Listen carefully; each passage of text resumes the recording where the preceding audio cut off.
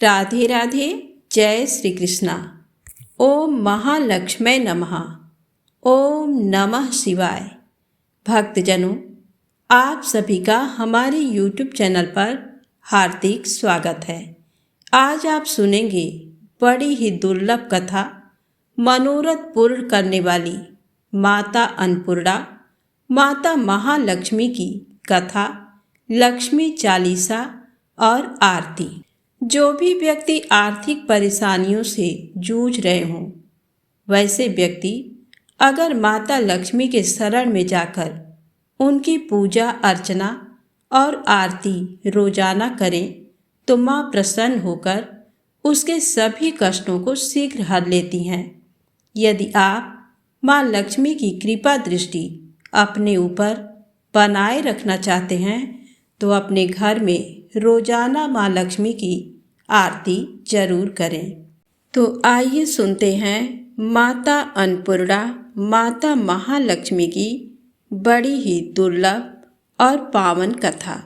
कथा को आप कृपया पूरा अवश्य सुने।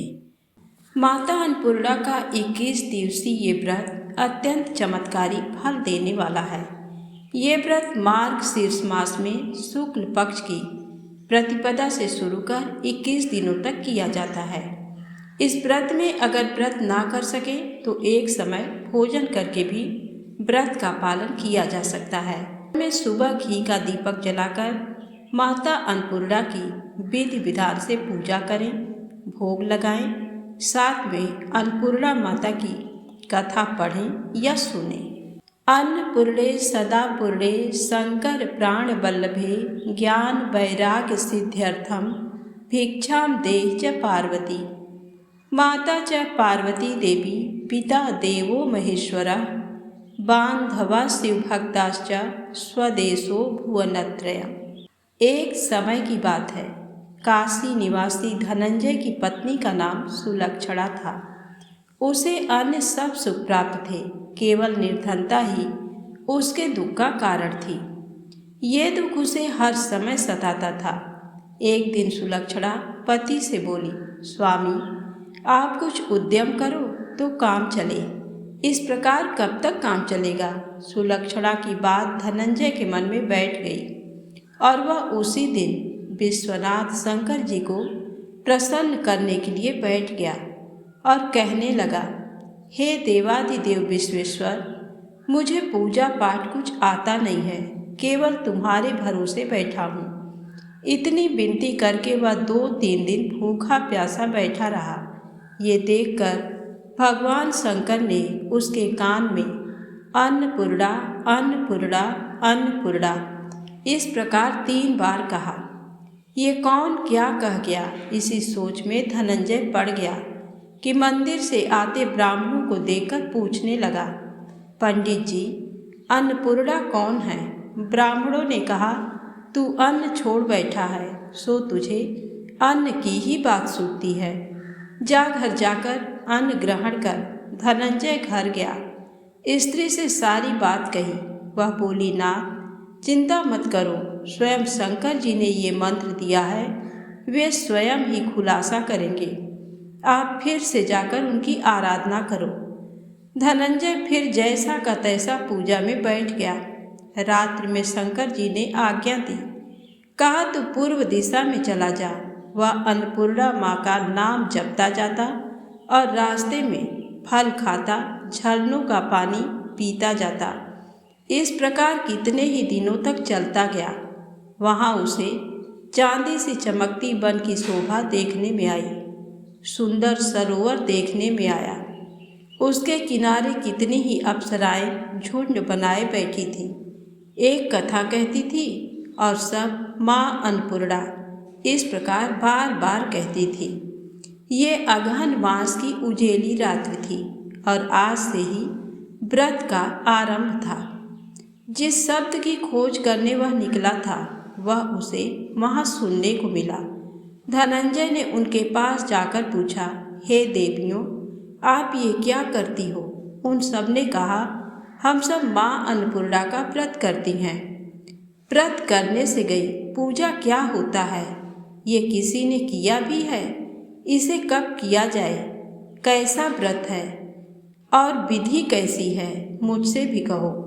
वे कहने लगीं, इस व्रत को सब कोई कर सकते हैं। 21 दिन तक के लिए 21 गांठ का सूत लेना चाहिए। 21 दिन यदि ना बने तो एक दिन उपवास करें। ये भी ना बने तो केवल कथा सुनकर प्रसाद लें। निराहार रहकर कथा कहें। कथा सुनने वाला कोई ना मिले तो पीपल के पत्तों को रख, सुपारी या घृत कुमारी वृक्ष को सामने कर, दीपक को साक्षी कर, सूर्य, गाय, तुलसी या महादेव जी को बिना कथा सुनाए मुख में दाना न डालें। यदि भूल से कुछ पड़ जाए तो एक दिवस फिर उपवास करें। व्रत के दिन क्रोध ना करें और झूठ ना बोलें। धनंजय बोला, इस व्रत के करने से क्या होगा? वे कहने लगीं, इसके करने से अंधों को नेत्र मिले, लूलों को हाथ मिले, निर्धन के घर धन आए, बाझल को संतान मिले, मूर्ख को विद्या आए। जो जिस कामना से व्रत करे माँ उसकी इच्छा पूरी करती है। वह कहने लगा, बहनों, मेरे भी धन नहीं है, विद्या नहीं है, कुछ भी तो नहीं है। मैं तो दुखिया ब्राह्मण हूँ। मुझे इस व्रत का सूत दोगी? हाँ भाई, तेरा कल्याण हो, तुझे सूत देंगी। ले, इस व्रत का मंगल सूत ले। धनंजय ने व्रत किया। व्रत पूरा हुआ तभी सरोवर में से 21 खंड की सुवर्ण सीढ़ी हीरा मोती जड़ी हुई प्रकट हुई। धनंजय जय अन्नपूर्णा अन्नपूर्णा कहता जाता था। इस प्रकार कितनी ही सीढ़ियाँ उतर गया तो क्या देखता है कि करोड़ों सूर्य से प्रकाशमान अन्नपूर्णा माता का मंदिर है। उसके सामने सुवर्ण सिंहासन पर माता अन्नपूर्णा विराजमान है। सामने भिक्षा हेतु शंकर भगवान खड़े हैं। देवांगनाएं चंवर डुलाती हैं। कितनी ही हथियार बांधे पहरा देती हैं। धनंजय दौड़कर जगदम्बा के चरणों में गिर गया। देवी उसके मन का क्लेश जान गई। धनंजय कहने लगा, माता, आप तो अंतर्यामिनी हो, आपको अपनी दशा क्या बताऊं? माता बोली, मेरा व्रत किया है, जा, संसार तेरा सत्कार करेगा। माता ने धनंजय की जिह्वा पर बीज मंत्र लिख दिया। अब तो उसके रोम रोम में विद्या प्रकट हो गई। इतने में क्या देखता है कि वह काशी विश्वनाथ के मंदिर में खड़ा है। माँ का वरदान ले धनंजय घर आया। सुलक्षणा से सब बात कही। माता जी की कृपा से उसके घर में संपत्ति उमड़ने लगी। छोटा सा घर बहुत बड़ा गिना जाने लगा। जैसे शहद के छत्ते में मक्खियाँ जमा होती हैं, उसी प्रकार अनेक सगे संबंधी आकर उसकी बड़ाई करने लगे। सभी कहने लगे, इतना धन और इतना बड़ा सुंदर घर, संतान नहीं तो इस कमाई का कौन भोग करेगा? सुलक्षणा से संतान नहीं है, इसलिए तुम दूसरा विवाह करो। अनिच्छा होते हुए भी धनंजय को दूसरा विवाह करना पड़ा और सती सुलक्षणा को सौत का दुख उठाना पड़ा। इस प्रकार दिन बीतते गए। फिर अगहन मास आया। नए बंधन से बंधे पति से सुलक्षणा ने कहलाया कि हम व्रत के प्रभाव से सुखी हुए हैं, इस कारण ये व्रत छोड़ना नहीं चाहिए। ये माता जी का प्रताप है जो हम इतने संपन्न और सुखी हैं। सुलक्षणा की बात सुन धनंजय उसके यहाँ आया और व्रत में बैठ गया। नई बहू को इस व्रत की खबर नहीं थी। वह धनंजय के आने की राह देख रही थी। दिन बीतते गए और व्रत पूर्ण होने में 3 दिवस बाकी थे कि नई बहू को खबर पड़ी। उसके मन में ईर्ष्या की ज्वाला दहक रही थी। सुलक्षणा के घर आ पहुंची और उसने वहां भगदड़ मचा दी। वह धनंजय को अपने साथ ले गई। नए घर में धनंजय को थोड़ी देर के लिए निद्रा ने आ दबाया। इसी समय नई बहू ने उसका व्रत का सूत तोड़कर आग में फेंक दिया। अब तो माता जी का कोप जाग गया। घर में अकस्मात आग लग गई। सब कुछ जलकर खाक हो गया। सुलक्षणा जान गई और पति को फिर अपने घर ले आई। नई बहू रूठकर पिता के घर जा बैठी। पति को परमेश्वर मानने वाली सुलक्षणा बोली, नाथ घबराना नहीं, माता जी की कृपा अलौकिक है। पुत्र कुपुत्र हो जाता है पर माता कुमाता नहीं होती।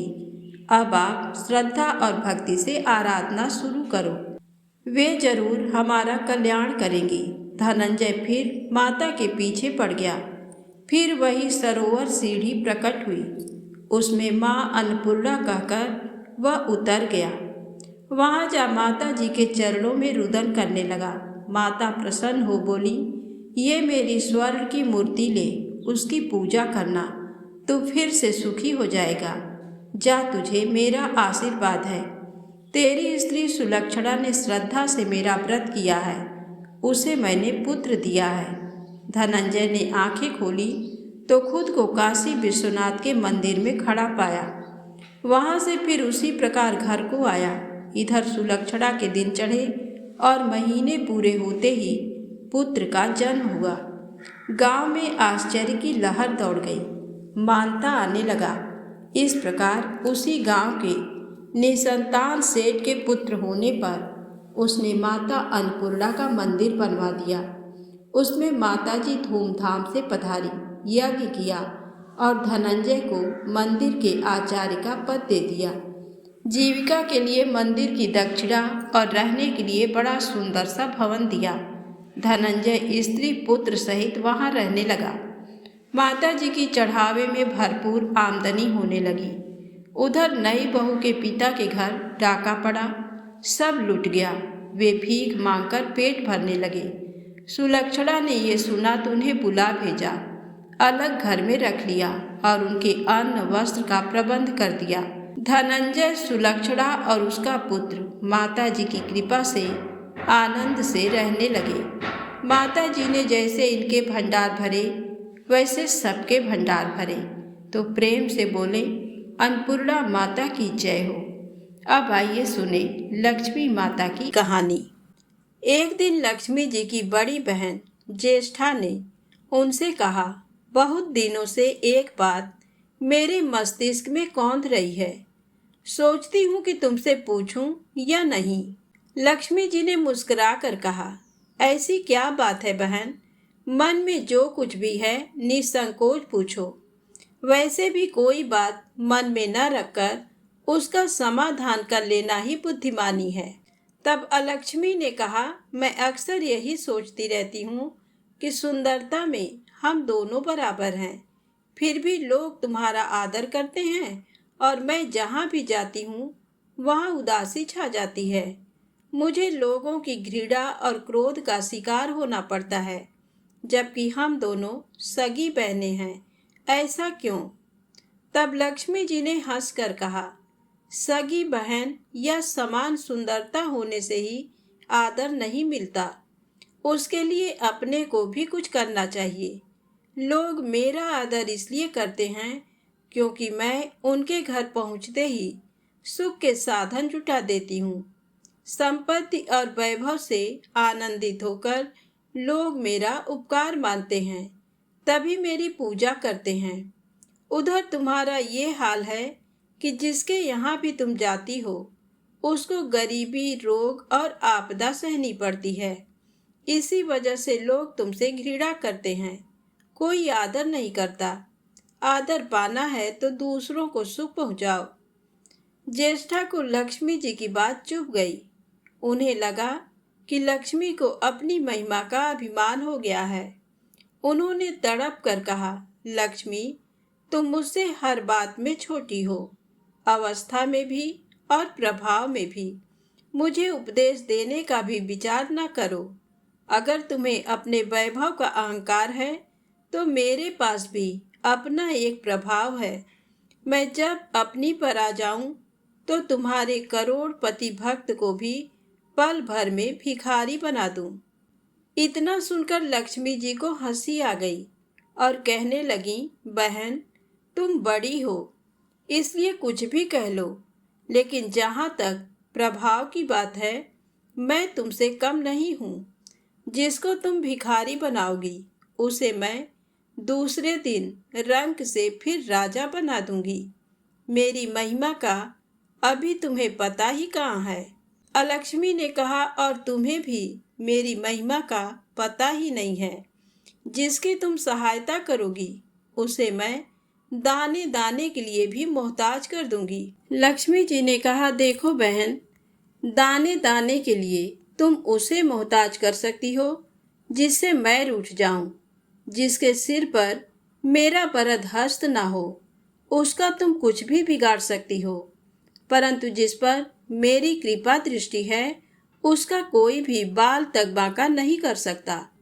अगर तुम अपना प्रभाव दिखाने को इतनी ही उतावली हो रही हो तो कल अपना प्रभाव दिखाकर देख लेना। अलक्ष्मी बोली, ठीक है, बोलो कहाँ चलें। तब माता लक्ष्मी ने कहा, दूर क्यों जाएं? पास ही के गांव में एक ब्राह्मण रहता है, उसका नाम है दीनानाथ। वह हर रोज मंदिर में पूजा करने जाता है और मेरा पक्का भक्त है। उसी पर हमें अपनी अपनी महिमा दिखानी है। ज्येष्ठा को ताव आ गया। उन्होंने हाथ झटक कर कहा, ठीक है, देख लेना, कल तुम्हारा सिर ही झुक जाएगा। कहकर वह एक ओर चली गईं। लक्ष्मी जी वहीं खड़ी बहन के क्रोध और अहंकार पर मुस्कुराती रहीं। दूसरे दिन दोनों बहनें गांव के विष्णु मंदिर में पहुंची। उन्होंने वेश बदल रखा था। साधारण स्त्रियों की तरह वे दोनों मंदिर के द्वार पर बैठ गईं। लोगों ने देखा तो अवश्य, लेकिन किसी ने उनकी ओर कोई खास ध्यान नहीं दिया। ध्यान देने वाली कोई खास बात थी भी नहीं। वह मंदिर था और वहाँ हर रोज दीन दुखी आते जाते रहते थे। वहाँ आने वाले सभी किसी न किसी परेशानी में घिरे रहते थे। फिर भला उन्हें किसी दूसरे की परेशानी से क्या सरोकार हो सकता था। थोड़ी देर बाद वहाँ दीनू पंडित आया। दोनों बहनों की नजरें उस पर जम गईं। पूजा करके जब वह लौटने लगा तो ज्येष्ठा ने कहा, लक्ष्मी, वह तुम्हारा भक्त आ रहा है, बन पड़े तो कोई सहायता करो। माता लक्ष्मी ने कहा, हाँ करती हूँ। लक्ष्मी जी ने एक पोला बांस दीनू के रास्ते में रख दिया जिसमें मोहरें भरी हुई थी। ज्येष्ठा ने बांस को छूकर कहा, अब तुम मेरा प्रभाव भी देख लेना। पूजा करके लौट रहे दीनू ने रास्ते में पड़ा हुआ वह बांस का टुकड़ा उठा लिया। उसका विचार था कि वह किसी काम आ जाएगा। घर में 100 जरूरतें होती हैं। अभी वह पंडित कुछ ही आगे बढ़ा था कि उसे एक लड़का मिला। लड़के ने पहले पंडित जी से राम राम की, फिर बड़ी ही नम्रता से बोला, पंडित जी, मुझे अपनी चारपाई के लिए बिल्कुल ऐसा ही बांस चाहिए। दादाजी ने ये कहकर भेजा है कि जाओ बाजार से ले आओ। ऐसा बांस पंडित जी कहाँ मिलेगा? दीनू ने कहा, मैंने मोल नहीं लिया, रास्ते में पड़ा था सो उठा लाया। लो, तुम्हें जरूरत है तो तुम ही रख लो, वैसे बाजार में 1 रुपए से कम का नहीं है। लड़के ने चवन्नी देते हुए कहा, मगर मेरे पास तो ये चवन्नी ही है पंडित जी, अभी तो आप इसे ही रखिए, बाकी 12 आने शाम को दे जाऊंगा। पंडित जी खुश थे कि बिना किसी हील हुज्जत के रुपया कमा लिया। दीनू पंडित ने चवन्नी लेकर बांस लड़के को दे दिया और वह चवन्नी अपनी डोलची में रख दी। मंदिर के पास खड़ी दोनों देवियां ये सारी लीला देख रही थी। ज्येष्ठा ने कहा, लक्ष्मी, देखा तुमने, तुम्हारी इतनी सारी मोहरें मात्र एक चवन्नी में बिक गई, और अभी क्या, ये चवन्नी भी तुम्हारे भक्त के पास नहीं रुकेगी। चलो उसके पीछे चलते हैं और देखते हैं कि क्या होता है। दोनों बहनें दीनू के पीछे पीछे चलने लगीं। एक तालाब के पास दीनू ने डोलची रख दी और कमल के फूल तोड़ने लगा। उसी बीच एक चरवाहे का लड़का आया और डोलची में रखी हुई चवन्नी लेकर भाग गया। दीनू को पता ही नहीं चला। फूल तोड़कर वह अपने घर चलने लगा। इतने में वही लड़का आता हुआ दिखाई दिया जिसने चवन्नी देकर उससे बांस ले लिया था। करीब आकर वह बोला, पंडित जी, ये बांस तो बहुत वजनी है। दादाजी ने कहा है कि कोई हल्का बांस चाहिए, इसकी चारपाई ठीक ना होगी। ये लीजिए, आप अपना बांस वापस ले लीजिए। कहकर उसने बांस पंडित जी के हवाले कर दिया। दीनू ने बांस ले लिया, लेकिन चवन्नी तो डोलची में थी ही नहीं। तब उसने कहा, बेटा, चवन्नी तो कहीं गिर गई, तुम मेरे साथ घर चलो, वहां दूसरी दे दूंगा। इस समय मेरे पास एक भी पैसा नहीं है। तब आप जाइए, मैं शाम को आकर घर से ले लूंगा। ऐसा कहकर लड़का अपनी राह लौट गया। बांस फिर से पंडित जी के ही पास आ गया और लक्ष्मी जी हौले से मुस्कुराईं। उनको इस प्रकार मुस्कुराते देखकर ज्येष्ठा मन ही मन में जल उठी। वह बोली, अभी तो खेल शुरू ही हुआ है, देखती चलो कि मैं इसे कैसे तिगनी का नाच नचाती हूँ। दीनू बेचारा इन सब बातों से बेखबर अपनी ही धुन में आगे बढ़ा चला जा रहा था। उसे क्या पता था कि वह शतरंज का मोहरा बना हुआ है। वह तो धूप छांव की भांति दोनों बहनों का प्रभाव सहता चुपचाप चला जा रहा था। आगे चलकर गांव का एक अहीर मिला। उसने दीनू को चवन्नी वापस करते हुए बताया, पंडित जी, मेरा लड़का आपकी डोलची से ये चवन्नी उठा लाया था। वह बड़ा ही शैतान है। मैं आपकी वही चवन्नी लौटाने आया हूँ। हो सके तो उस शैतान को माफ कर दीजिएगा। दीनू ने आशीर्वाद देकर चवन्नी ले ली और प्रसन्न मन से उस लड़के को पुकारने लगा, जो शाम को घर आकर चवन्नी लेने की बात कहकर लौटा जा रहा था। आवाज सुनकर लड़का लौट आया। अपनी चवन्नी वापस पाकर वह भी प्रसन्न हो गया। दीनू पंडित निश्चिंत मन से घर की ओर बढ़ने लगा। उसके एक हाथ में पूजा की डोलची थी और दूसरे में वही 5 हाथ का लंबा बांस। राह चलते दीनू पंडित सोच रहा था, बांस तो काफी वजनी है तो मजबूत भी होगा, क्योंकि ठोस है। इसे दरवाजे के छप्पर में लगा दूंगा, कई साल के लिए बल्ली से छुटकारा मिल जाएगा। ज्येष्ठा को उसके विचार पर क्रोध आ गया। लक्ष्मी जी के प्रभाव से दीनू को लाभ होता देख वह मन ही मन बुरी तरह जली जा रही थी। जब उन्होंने देखा कि पंडित का घर करीब आ गया है, तो कोई उपाय न पाकर उन्होंने दीनू को मारने का विचार किया। उन्होंने कहा, लक्ष्मी, धन संपत्ति तो मैं छीन ही लेती हूँ, अब तुम्हारे भक्त के प्राण भी ले लूंगी। देखो वह किस तरह तड़प तड़प कर मरता है। और वह तुरंत सांप बनकर दीनू की ओर दौड़ पड़ी। लक्ष्मी जी को तनिक भी घबराहट नहीं हुई। वह उसी तरह खड़ी मुस्कुराती रही। सहसा दीनू चौंक पड़ा।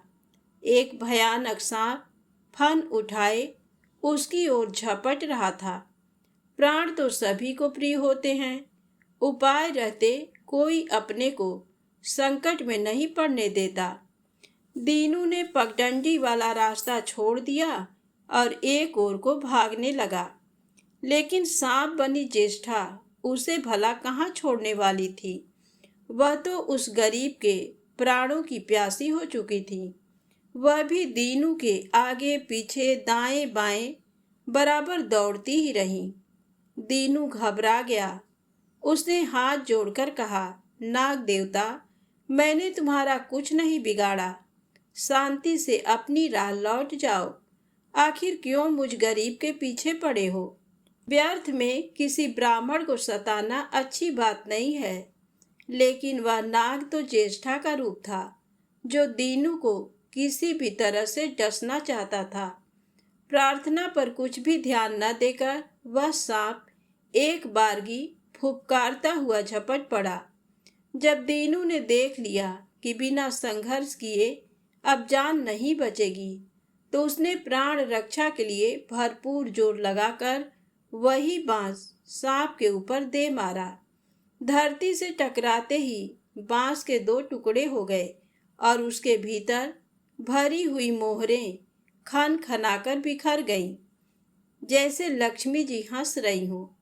दीनू के मुंह हैरतपूर्ण चीख सी निकली। अरे, थोड़ी देर के लिए वह ठगा सा खड़ा आंखें फाड़े उन मोहरों की ओर देखता रहा। एक पल के लिए तो वह सांप को भूल ही गया, परंतु फिर जैसे उसे झटका सा लगा। सांप का ध्यान आते ही उसने उसकी ओर गर्दन घुमाई तो देखा कि बांस की चोट से सांप की कमर टूट गई है और वह लहूलुहान अवस्था में झाड़ी की ओर भागा जा रहा है। दूसरे क्षण वह मोहरों पर लौट गया और कहने लगा, तेरी जय हो लक्ष्मी माता। जीवन भर का दारिद्र्य आज दूर हो गया। तेरी महिमा कौन जान सकता है। चलो अब घर में बैठकर तुम्हारी पूजा आरती करूँगा। और फिर जल्दी जल्दी उसने सारी मोहरें अंगोछे में बांध दी और लंबे लंबे कदमों से घर की ओर चल दिया। पीछे एक पेड़ की छाया में खड़ी लक्ष्मी अपनी बहन ज्येष्ठा से मुस्कुरा कर पूछ रही थी, कहो बहन, सच बताना, बड़प्पन की था मिली कि अभी नहीं? बड़प्पन किसी को कुछ देने में ही है, उससे छीनने में नहीं। ज्येष्ठा ने कोई उत्तर नहीं दिया। वह चुपचाप उदास खड़ी रही। लक्ष्मी जी ने उनका हाथ पकड़कर कहा, फिर भी हम दोनों बहनें हैं, जहाँ रहेंगी साथ ही रहेंगी। आओ अब चले। तो प्रेम से बोले, माता लक्ष्मी की जय हो। अब आइए सुने लक्ष्मी चालीसा पाठ और आरती। मातु लक्ष्मी करी कृपा, करो हृदय में वास। मनोकामना सिद्ध करी, पूर्वहु मेरी आस। यही मोर अरदास, हाथ जोड़ विनती करूं, सब विधि करो सुवास। जय जननी जगदम्बिका, सिंधु सुता मैं सुमिरऊं तोहि। ज्ञान बुद्धि विद्या दो मोहि, तुम समान नहीं कोई उपकारी। सब विधि पूर्वहु आस हमारी। जय जय जगत जननी जगदम्बा, सबकी तुम ही हो अवलंबा। तुम ही हो सब घट घट वासी, बिनती यही हमारी खासी। जग जननी जय सिंधु कुमारी, दीनन की तुम हो हितकारी। बिनो नित्य तुम ही महारानी, कृपा करो जग जननी भवानी। केहि विधिया स्तुति करऊं तिहारी, सुध लीजय अपराध बिसारी। कृपा दृष्टि चितवो मम ओरी, जग जननी बिनती सुन मोरी। ज्ञान बुद्धि जय सुख की दाता, संकट हरो हमारी माता।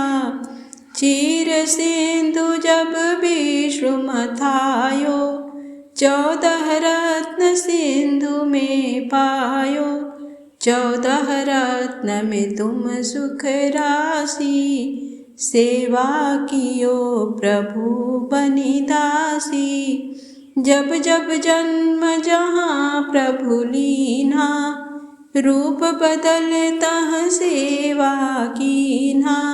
स्वयं विष्णु जब नर तनु धारा, लिन्हेउ अवधपुरी अवतारा। तब तुम प्रकट जनकपुर माही, सेवा कियो हृदय पुलकाहि, अपनाया तो ही अंतर्यामी। विश्व विदित त्रिभुवन की स्वामी, तुम सम प्रबल शक्ति नहीं आनी। कहला महिमा कहाँ बखानी, मन क्रम वचन करे सेवकाई। मन इच्छित वांछित फल पाई, तजी छल कपट और चतुराई। पूजहि विविध भांति मन लाई, और हाल मैं कहाँ बुझाई। जो यह पाठ करे मन लाई, ताको कोई कष्ट न होई। मन इच्छित पावे फल सोही, त्राहि त्राहि जय दुख निवारिणी। त्रिविध ताप भव बंधन हारिणी, जो चालीसा पढ़े पढ़ावे। ध्यान लगा कर सुने सुनावे, ताको कोई न रोग सतावे। पुत्र आदि धन संपत्ति पावे, पुत्रहीन अरु संपत्तिहीना। अंध बधिर कोढ़ी अति दीना, विप्र बुलाए के पाठ करावे।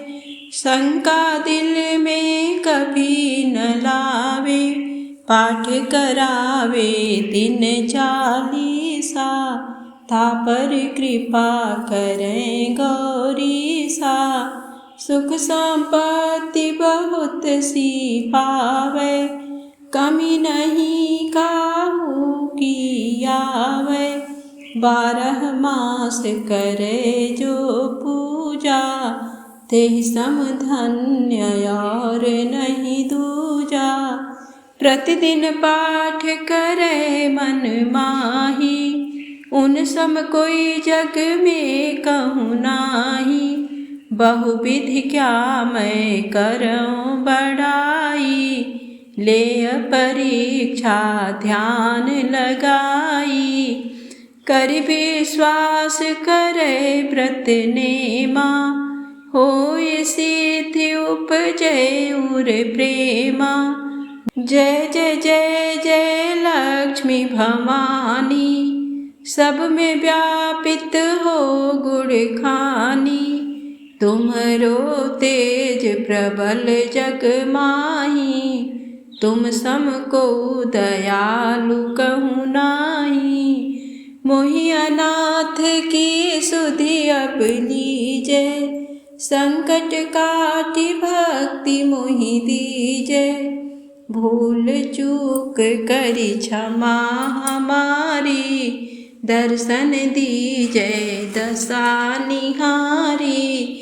बिन दर्शन व्याकुल अधिकारी, तुम ही अछत दुख सहते भारी।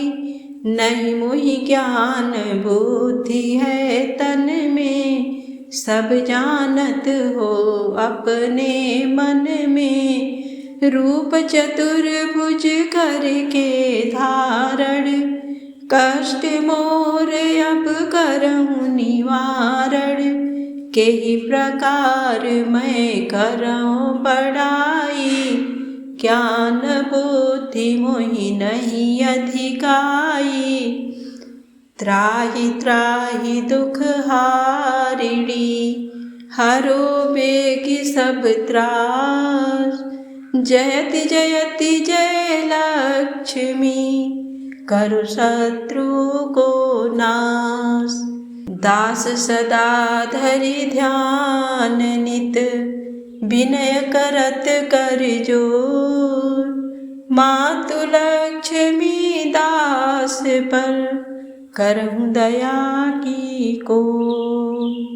ओम जय लक्ष्मी माता, मैया जय लक्ष्मी माता। तुमको निस दिन सेवत, हरि विष्णु विधाता। ओम जय लक्ष्मी माता। उमा रमा ब्रह्माणी तुम ही जग माता। सूर्य चंद्रमा ध्यावत सूर्य चंद्रमा ध्यावत नारद ऋषि गाता। ओम जय लक्ष्मी माता। दुर्गा रूप निरंजनी सुख संपत्ति दाता। जो कोई तुमको ध्याता जो कोई तुमको ध्याता रिद्धि सिद्धि धन पाता। ओम जय लक्ष्मी माता। तुम पाताल निवासिनी तुम ही शुभदाता। कर्म प्रभाव प्रकाशिनी कर्म प्रभाव प्रकाशनी भवनिधि की त्राता। ओम जय लक्ष्मी माता। जिस घर में माँ रहती सब सद्गुण आता। सब संभव हो जाता सब संभव हो जाता। मन नहीं घबराता। ओम जय लक्ष्मी माता। तुम बिन यज्ञ न होवे वस्त्र न कोई पाता। खान पान का वैभव खान पान का वैभव सब तुमसे आता। ओम जय लक्ष्मी माता। शुभ गुण मंदिर सुंदर क्षीरोदधि जाता। रत्न चतुर्दश तुम बिन रत्न चतुर्दश तुम बिन कोई नहीं पाता। ओम जय लक्ष्मी माता। महालक्ष्मी जी की आरती जो कोई नर गाता। उर आनंद समाता उर आनंद समाता पाप उतर जाता। ओम जय लक्ष्मी माता। जय लक्ष्मी माता मैया जय लक्ष्मी माता। तुमको निस दिन सेवत हर विष्णु विधाता। ओम जय लक्ष्मी माता।